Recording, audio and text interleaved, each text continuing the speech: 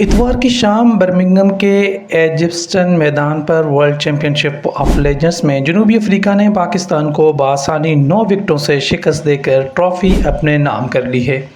اس match کو sports star پر براہ راست نشر کیا جا رہا تھا اور لوگ اپنے زمانے کے اسٹارز کو دیکھنے کے لیے میدان میں بھی جمع تھے۔ پاکستانی ٹیم اور ان کے پرستاروں کو جس بات کا ڈر تھا، رات وہی چیز رونما ہوئی اور مسٹر 360 کے نام سے مشہور جنوبی افریقی بلے باز اے بی ڈی ویلیئرز نے پاکستان کے مسابقتی اسکور کو حقیر بنا دیا۔ گروپ میچ میں پاکستان نے جنوبی افریقہ کو بآسانی 31 رن سے شکست دی تھی اور کرکٹ کے ماہرین کا کہنا تھا کہ اس دن ڈی ویلیئرز کی کمی انہیں بہت محسوس کی، لیکن فائنل میں ڈی ویلیئرز نے ساری کمی پوری کر دی۔ پاکستان کے کپتان محمد حفیظ نے ٹاس جیت کر پہلے بیٹنگ کرنے کا فیصلہ کیا اور ان کا یہ فیصلہ قدر حق بجانب تھا، کیونکہ ان کی ٹیم نے 20 اوورز میں 195 رنز کا قابل دفاع مجموعہ کھڑا کیا۔ رنز اور زیادہ ہو سکتے تھے اگر شعیب ملک نے 1990 کی دہائی کی کرکٹ نہ کھیلی ہوتی۔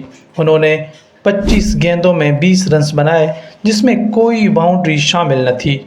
بہرحال اوپنر کامران اکمل کے 2 رنز پر آؤٹ ہونے کے باوجود دوسرے اوپنر اور سیریز میں اچھی کارکردگی دکھانے والے شرجیل خان نے جارحانہ اسٹروک پلے جاری رکھا۔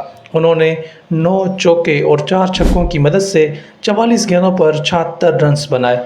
لیگ میچ میں جنوبی افریقہ کے خلاف مین آف دی میچ قرار دیے جانے والے عمر امین نے 19 گیندوں پر 36 رنز بنائے اور آؤٹ نہیں ہوئے، جبکہ آصف علی نے 15 گیندوں پر 28 رنز کی جارحانہ اننگز کھیلی۔ ان سب کی اننگز کی بدولت پاکستان نے جنوبی افریقہ کے سامنے جیت کے لیے 196 رنز کا ہدف رکھا، لیکن جنوبی افریقہ کے جارحانہ انداز میں بیٹنگ کرنے والے بیٹسمین اے بی ڈی ویلیئرز کے سامنے یہ رنز بہت کم ثابت ہوئے۔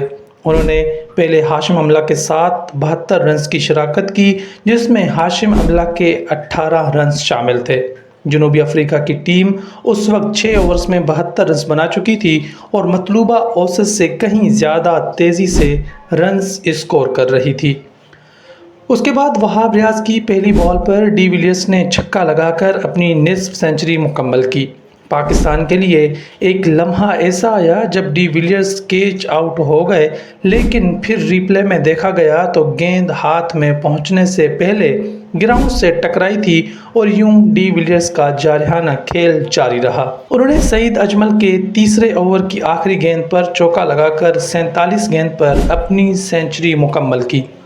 دوسری جانب ہاشم املہ کے آؤٹ ہونے کے بعد آنے والے بیٹسمین جے پی ڈیومنی نے تیزی سے اسکور کرنا جاری رکھا اور 17ویں اوور کی 5ویں گیند پر جب انہوں نے رومان رئیس کو چھکا لگایا تو نہ صرف اپنی نصف سنچری مکمل کی بلکہ جنوبی افریقہ کو لیگ کا فاتح بنا دیا۔ ڈی ویلیئرز فائنل میں پلیئر آف دی میچ اور پلیئر آف دی ٹورنامنٹ قرار دیے گئے اور انہیں 4 بار مین آف دی میچ ایوارڈ دیا گیا۔